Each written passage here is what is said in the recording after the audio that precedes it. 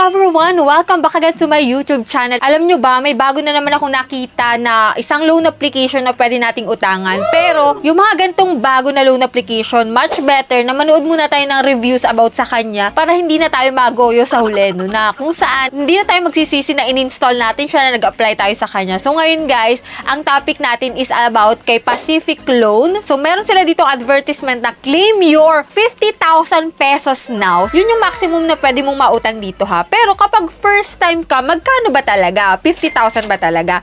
Pero meron ditong nakalagay na multiple quotas available, which is 4,000 yung pinakamababa, tas 6,000 yung pinakang highlighted, and 8,000 yung pinakang mataas. Hindi natin alam kung magkano ba talaga yung pwedeng ipautang dito kay Pacific. And yan, ito pong si Pacific Loan is under ng Acquire Asia Pacific Philippines Incorporation. So, latest release siya.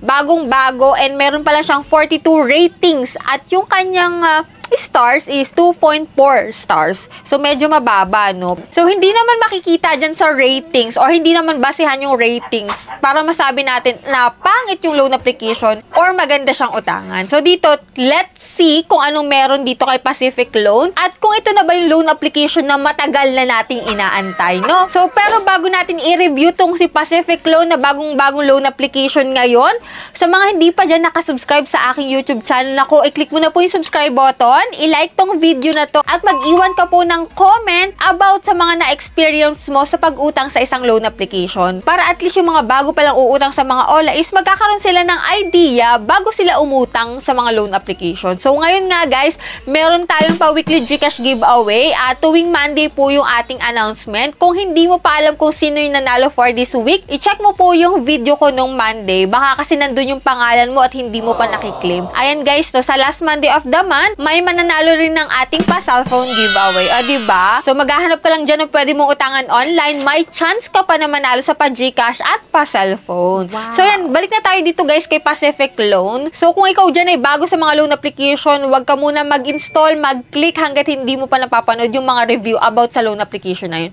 So, keep on watching, guys.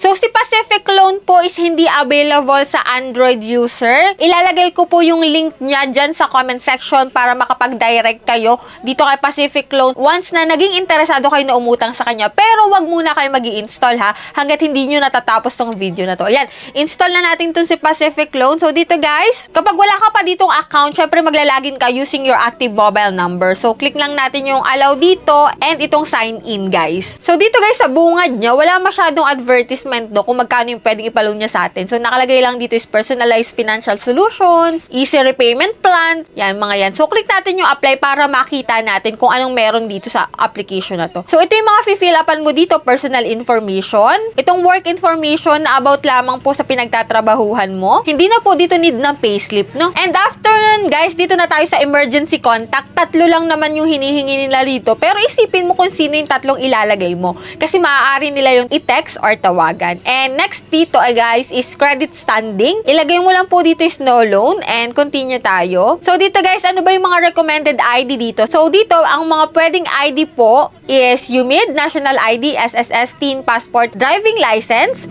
Postal ID, Voter ID, and Health Card. So, pili ka lang po dyan ng isa na available sa'yo and makakapag-proceed ka na po sa next step which is yung facial recognition. And after ng facial recognition, guys, is bank information kung saan mo ba pwedeng ma-receive yung pera mo. So, ganun lang kadali yung pag-apply dito, no? So, dito guys, pwede sa e-wallet or bank. Kapag e-wallet po, pwede sa GCash, PayMaya, GrabPay, ShopeePay, and OmniPay. Pili ka lang dyan ng pwede ng available sa'yo, no? And dito na tayo sa pinakang last part, which is kanina nga 50,000 daw yung ipapaloan nitong si Pacific Loan. Pero, merong nakalagay din naman doon na 4,000, 6,000, at 8,000. So, ano ba talaga? And eto na nga, i-reveal ko na sa inyo. Ayan, bumalik tayo sa pinakang una, which is, hindi na siya Pacific Loan ha. Bigla siyang naging bread loan, which is low interest rates and may long term daw. So, tingnan natin, no. Ang quota range dito is 800, pinakang minimum, to 40,000 pesos. At may interest rate siya na 3%. So, click natin yung apply para makita natin talaga. And yan nga, no. Itong si Pacific Loan na nag naging si Brad loan is 10,000 yung pinapaloan. And up to 90 days daw to ha. And amount to receive daw dun sa 10,000 ha, 9,992 pesos. 8 pesos lang yung ibabawas sa 10,000. Napaka-wow, di ba? And talagang 90 days yung nakalagay sa kanya. Pero, hindi pa natin nakiklik yung submit. Hindi naman talaga ganyan. Pero sa totoong buhay, no, parang wala kang loan application na 8 pesos lang yung ibabawas. Tapos, 90 days agad pag first time. So, kalimitan kasi 7 days lang.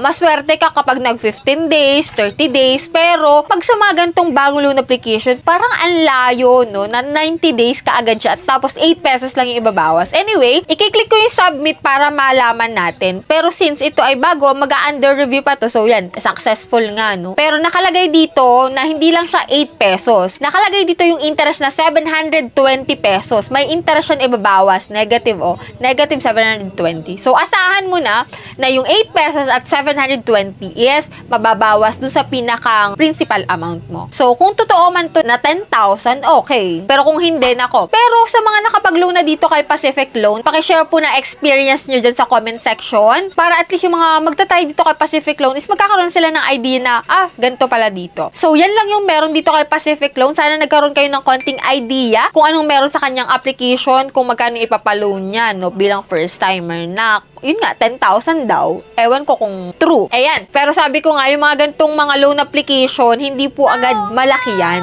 Asahan nyo na maliit yan, no? And wag din po kayong aasa na 8 pesos lang yung ibabawas. Nako, may interest pa nga yan, eh. May mga processing fee pa nga yan, eh. And then yung management fee, risk control fee, may mga ganun pa. Pero ewan ko lang din dito kay Pacific Loan. Sa mga nakapag-loan na dito, nako, please share your experience. So, yan lang muna yung vlog natin for today. Sa mga hindi pa dyan nakasubscribe, please click the subscribe button. I-on nyo na rin po yung notification bell para updated kayo sa mga gantong usapan, lalong-lalo na sa mga bagong naglalabasan ngayon na utangan, ha. Bye-bye na muna for now, guys. See you on my next vlog.